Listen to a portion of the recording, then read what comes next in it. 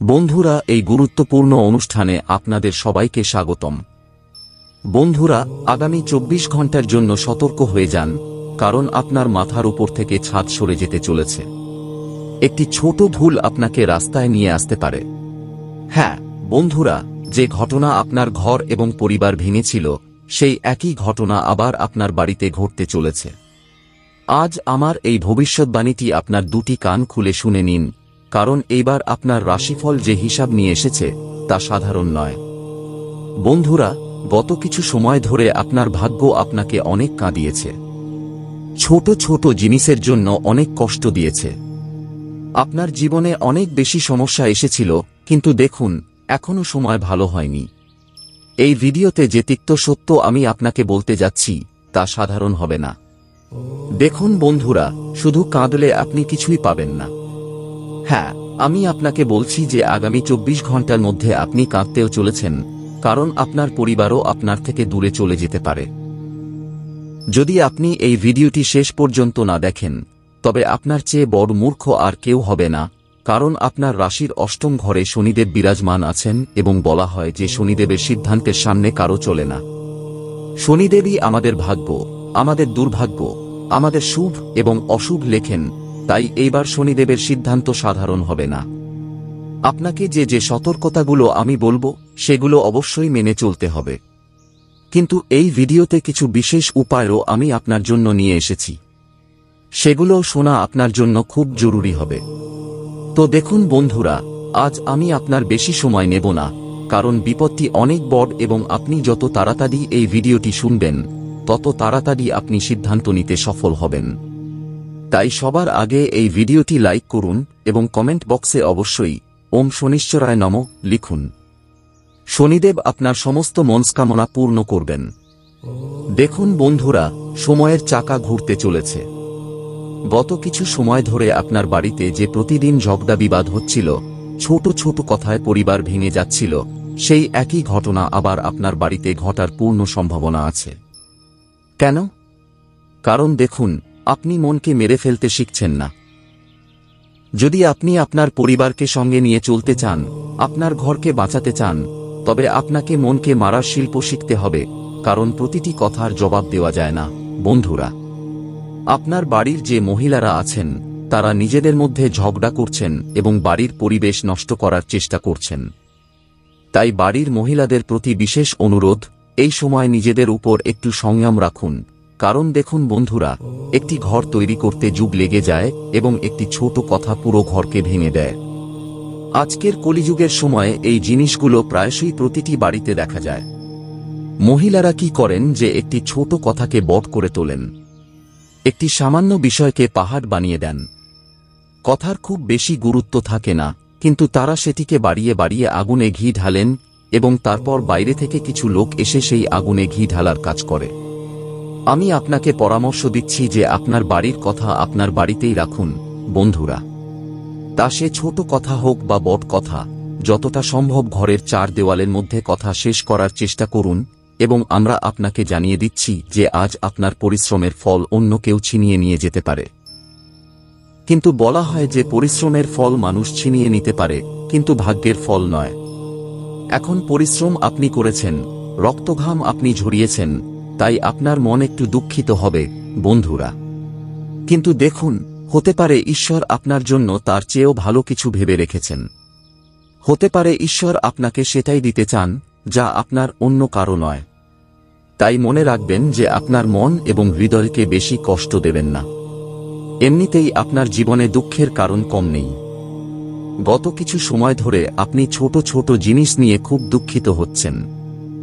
যদি গত সময় আপনার টাকা কোথাও হারিয়ে গিয়েছিল বা পড়ে গিয়েছিল বা কেউ চুরি করে নিয়েছিল, তবে দেখুন বন্ধুরা, আগামী সময়ে আপনার রাশিতে ধন বৃদ্ধি নামক একটি শুভ যোগ তৈরি হচ্ছে এবং বলা হয় যে যদি কারো রাশিতে ধন বৃদ্ধি যোগ তৈরি হয়, তবে তাকে আর সামনে বা পেছনে দেখার দরকার পড়ে না। টাকা এত পরিমাণে আসে যে সে তার পরিবারের ভরণ পোষণ আনন্দের সাথে করতে পারে এবং নিজের সবগুলো পূরণ করতে পারে। গত কিছু সময় ধরে আপনি স্বপ্ন দেখছিলেন বন্ধুরা। স্বপ্ন দেখা ভালো, কিন্তু স্বপ্নকে পূরণ করার জন্য কঠোর পরিশ্রম করতে হবে। কিন্তু আজ আমি আপনাকে বলছি বন্ধুরা, আপনার ভাগ্যে কঠোর পরিশ্রম লেখা নেই। আপনার ভাগ্যে লেখা আছে স্মার্ট ওয়ার্ক, কারণ স্মার্ট ওয়ার্ক করে আপনি অনেক বেশি টাকা উপার্জন করতে পারবেন। বন্ধুরা, কারণ আমি আপনাকে বলেছি যে ধন বৃদ্ধি যোগ তৈরি হচ্ছে।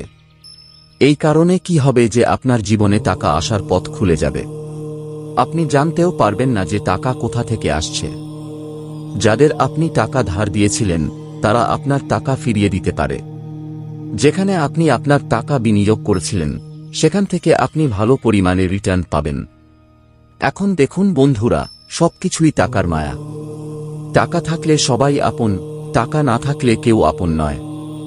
চাইলে আপনি আপনার আপনজনদের পরীক্ষা করে দেখতে পারেন এবং মনে রাখবেন যে দুঃখের সময় যে ব্যক্তি আপনার পাশে ছিল, মাঝরাতে আপনার দরজায় এসে দাঁড়িয়েছিল, সেই ব্যক্তির জীবনে যদি একটুও কষ্ট আসে তবে আপনাকে তাকে ধোঁকা দেওয়া উচিত নয়।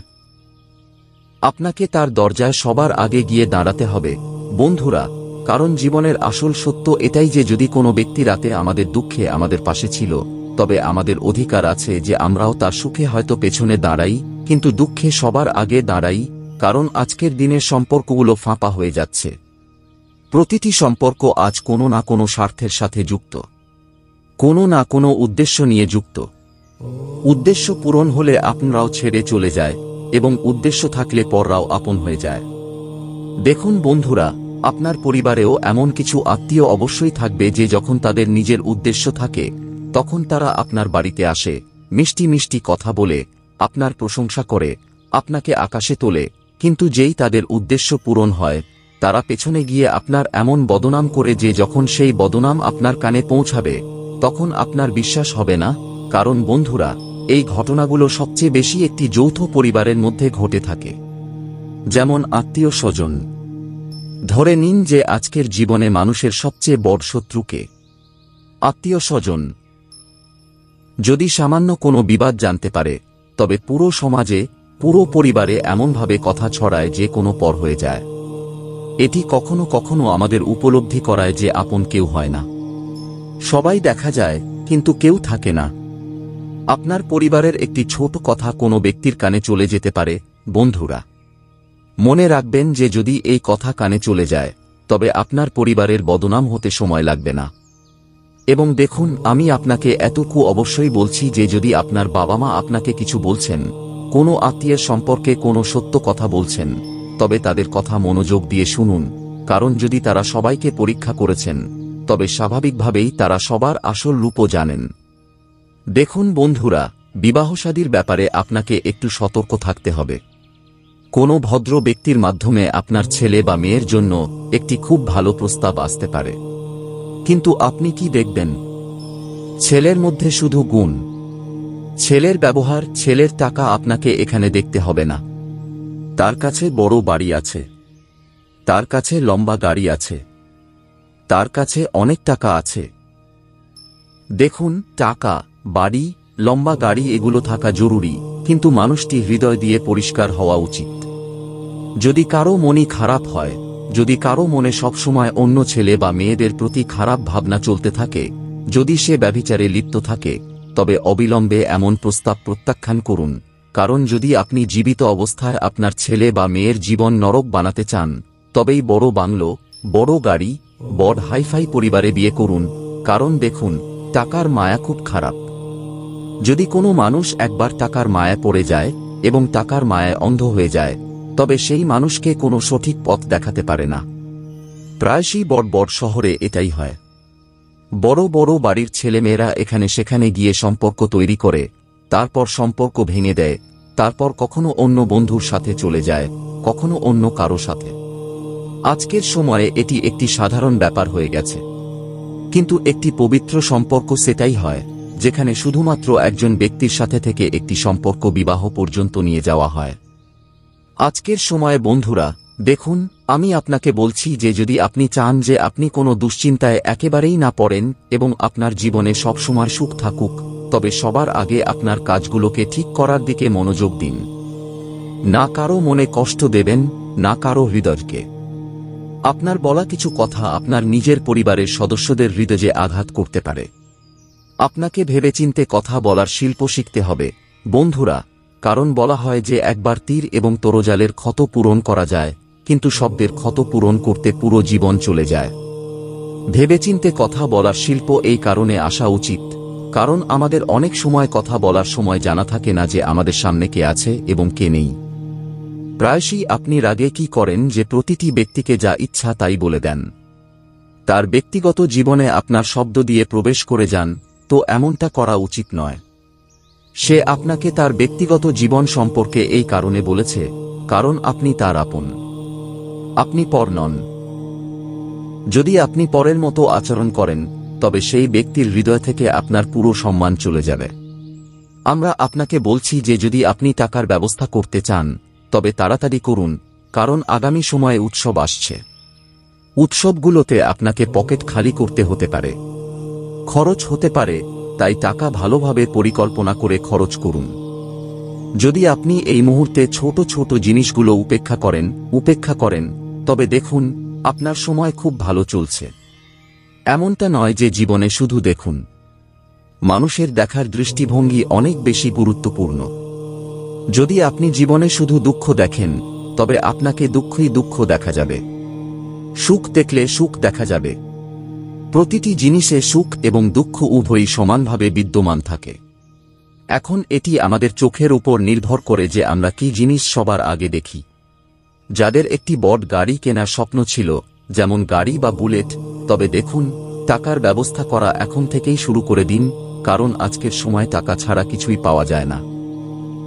এই কথা আপনিও জানেন, এবং যদি আপনি যেমন কিছু বড় জিনিস কেনার কথা ভাবছেন, কিছু বড় বাড়ি নেওয়ার কথা ভাবছেন, তবে তার জন্য আপনাকে অনেক টাকা উপার্জন করতে হবে।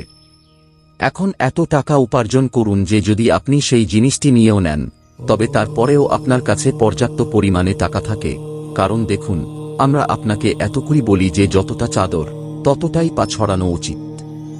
যদি চাদরের চেয়ে বেশি পা বাইরে বের করেন, তবে সমস্যা তৈরি হতে পারে।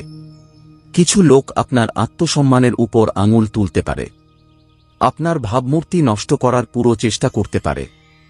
এমন লোকেদের থেকে সতর্ক থাকতে হবে, বন্ধুরা। এই লোকেরা আপনার জীবনের আশেপাশে ঘুরছে, বেশি দূরে নেই। এদেরকে শুধু চিনতে হবে, কারণ আজকের সময়ে প্রতিটি ব্যক্তি তার মুখে দুই ধরনের মুখোশ নিয়ে ঘোরে। একটি সেই মুখোশ যাতে আপনত্ব প্রকাশ পায়, এবং একটি সেই মুখোশ যা অন্যদের সামনে গিয়ে নিজের বদনাম করে, পরিবারকে সবসময় নিচে দেখানোর চেষ্টা করে। আমরা আপনাকে বলছি যে এমন লোকেদের থেকে যতটা তাড়াতাড়ি সম্ভব হয় নিজেকে দূরে সরিয়ে নিন, বা সেই ব্যক্তিকেই দূরে সরিয়ে দিন। দেখুন, জীবনে অনেক সময় যদি কোনো ব্যক্তি আমাদের দুঃখ বা কষ্টের কারণ হয়, তবে আমাদের হয় সেই ব্যক্তিকে দূরে সরিয়ে দেওয়া উচিত, বা কখনো কখনো নিজেকে দূরে সরিয়ে নেওয়া উচিত, কারণ অনেক সময় ভুল আমাদেরই হয়। যদি আমরা কাঁটাকে দোষ দিই, তবে এটা ভুল। কাঁটা তো নিজের জায়গায় ঠিক ছিল, ভুল তো আমাদের ছিল যে আমরা সেখানে পা কেন রাখলাম।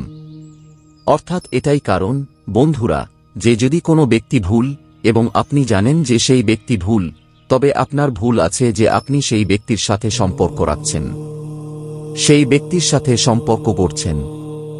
দেখুন, ভুল সবারই হয়, এবং ভুল শোধরানোর সুযোগও সবাইকে দেওয়া হয়।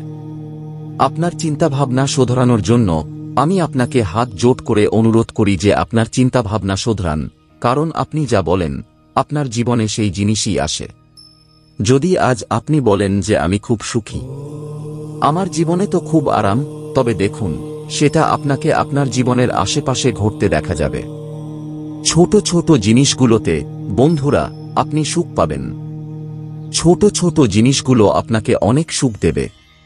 কিন্তু যদি আপনি এটা ভাবেন যে আরে, জীবনে কিছু ভালো হচ্ছে না, সবকিছুই খারাপ হচ্ছে, দুঃখ আসছে, তবে কি হবে যে আপনার জীবনে সেই জিনিসই আপনার সামনে বারবার পুনরাবৃত্তি হবে।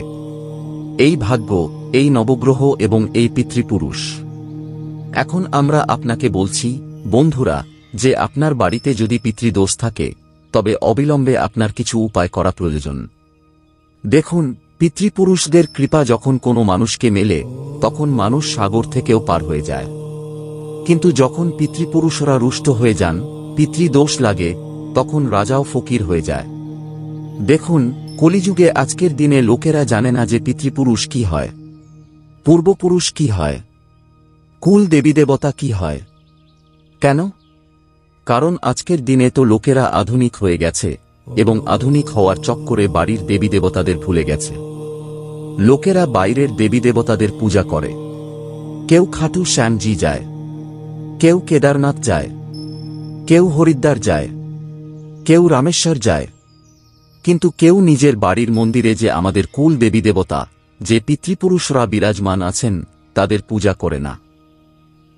দেখুন, বাইরের তীর্থ করার আগে বাড়ির দেবীদেবতাদের খুশি করে নিন, কারণ যদি তারা খুশি হয়ে যান তবে তোমাকে কোনো দেবীদেবতার সামনে মাথা নত করার প্রয়োজন হবে না। আমাদের পিতৃপুরুষরা হলেন আমাদের বাড়ির সবচেয়ে বড় লোক, কারণ তাদেরই আশীর্বাদে প্রতিটি ঘর ফলে এবং ফুলে। তো আজ আমি পিতৃপুরুষদের প্রসন্ন করার একটি খুব গোপন উপায় আপনার জন্য নিয়ে এসেছি। এই গোপন উপায়টি আপনি অবশ্যই শুনে নিন। দেখুন বন্ধুরা, পিতৃদোষ দূর করার উপায় খুব সহজ এবং খুব সহজ, কিন্তু এই উপায়ের কিছু কঠোর নিয়ম আছে যা জানা আপনার জন্য খুব জরুরি হবে। কারণ পিতৃপুরুষদের প্রসন্ন করা খুব সহজ, কিন্তু তাদের নিয়মগুলো পালন করা কঠিন। আমাদের শাস্ত্র বলে যে অশ্বত্থ গাছের পূজা করলে পিতৃদোষ শান্ত হয়। এখন আপনার শুনতে কত সহজ মনে হয়েছে যে শুধু এতটুকুই করতে হবে, কিন্তু এতটুকু নয়। দেখুন, এর কিছু পদ্ধতি আছে যে এই উপায়টি বিশেষ করে অমাবস্যা বা সোমবারের দিনে সকালে স্নান করে শুদ্ধ বস্ত্র পরে নিজেকে পবিত্র করে করতে হবে, কোনো অশ্বত্থ গাছের কাছে। যদি সম্ভব হয় তবে নদীর ধারে বা মন্দির প্রাঙ্গণে অবস্থিত গাছ সর্বোত্তম। তো আপনাকে এমন একটি অশ্বত্থ গাছ খুঁজতে হবে যা হয় কোনো মন্দিরের পাশে আছে বা কোনো নদীর পাশে আছে। সবার প্রথমে সেই গাছে জল দিন এবং কিছুক্ষণ পরে কাঁচা দুধ, চিনিও দিন। হ্যাঁ, এতটুকু করার পর একটি ঘি বা তিলের তেলের প্রদীপ গাছের নিচে জ্বালিয়ে সেখানেই রেখে দিন এবং হাত জোট করে আপনার পূর্বপুরুষদের স্মরণ করুন এবং বলুন, হে পিতৃদেব, আপনারা যেখানেই থাকুন, আমার এই শ্রদ্ধা গ্রহণ করুন এবং আমাদের আশীর্বাদ দিন। দেখুন, এতটুকু করার পর গায়ত্রী মন্ত্র বা পিতৃ গায়ত্রী মন্ত্র ওম প্রথম নম কমপক্ষে 11 বার জপ করুন এবং শেষে পাখিদেরকে শস্য এবং কোনো গোশালায় ঘাস বা রুটি অবশ্যই দিন। দেখুন, বলা হয় যে অশ্বত্থ গাছ পিতৃপুরুষদের প্রতীক হিসাবে বিবেচিত হয়। শাস্ত্রগুলোতে বলা হয়েছে যে পিতৃপুরুষরা বিশেষভাবে অশ্বত্থে বাস করেন। জল এবং প্রদীপ অর্পণ করলে তাদের আত্মাকে শান্তি মেলে। মন্ত্র এবং শ্রদ্ধার সাথে যুক্ত হয়ে আমরা পিতৃপুরুষদের অপূর্ণ ইচ্ছাগুলো পূরণ করি এবং প্রাণীদেরকে শস্য খাওয়ানো পিতৃপুরুষদের আত্মাকে অতিরিক্ত তৃপ্তি দেয়। যদি এই উপায়টি নিয়মিতভাবে অমাবস্যা বা শ্রাদ্ধ পক্ষে করা হয় তবে পিতৃদোষ ধীরে ধীরে কমে যায়, পরিবারে সুখশান্তি ফিরে আসে, থেমে থাকা কাজগুলো হতে শুরু করে এবং জীবনে অগ্রগতির পথ খুলে যায়। সবচেয়ে বড় লাভ হল যে পিতৃপুরুষদের আশীর্বাদ মেলা শুরু হয়ে যায় এবং সন্তানরা প্রজন্ম পর্যন্ত ফল পায়। দেখুন বন্ধুরা, প্রায়শই যখন জীবনে দুঃখ আসে, কষ্ট আসে, সন্তান হয় না, স্বামী স্ত্রীর মধ্যে বিবাদ হয়, তখন এই সব জিনিস পিতৃদোষের কারণে হয়। বাড়িতে অশান্তিও থাকে, তো আমরা আপনাকে উপায় বলে দিয়েছি। দেখুন, পিতৃদোষ দূর করার জন্য কোনো বড় খরচ বা যজ্ঞের প্রয়োজন নেই।